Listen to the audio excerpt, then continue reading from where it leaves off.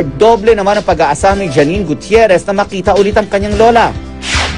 Well, we haven't seen each other in a long time. Pero we keep in touch naman po yung mommy ko. Binisita po siya last year. So, yun po. Close naman din po kami.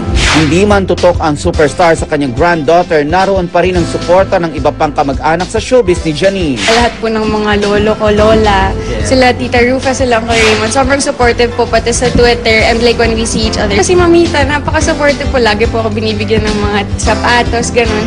Lagi po niya ako chinecheck kung may kailangan ako. Very supportive po si mamita. Opo. Pati po sa mga kanta. And I think she's happy na nagsimula na po akong mag-artist. Kaya naman bilang newcomer, pressure daw siya sa mga expectations sa kanya. Pressure po siya, but more on from myself kasi gusto ko pong pagbutihan talaga para magawa ko din po yung mga gusto nilang mangyari for me.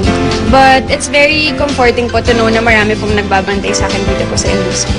Kung marami ang nag-aabang sa mga future projects niya, marami din ang nag-aabang kung sino ang makakapareha niya. We ask Janine kung sino nga ba ang ideal leading man niya. Lahat po naman ng leading man ng GMA nakaka-idolize po. So, kahit sino po talaga.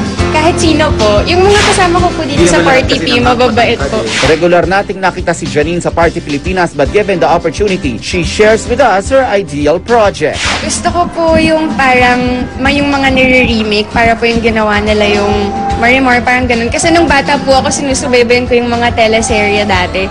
So parang masaya pong isipin na maging parte ng isang ganun po na project.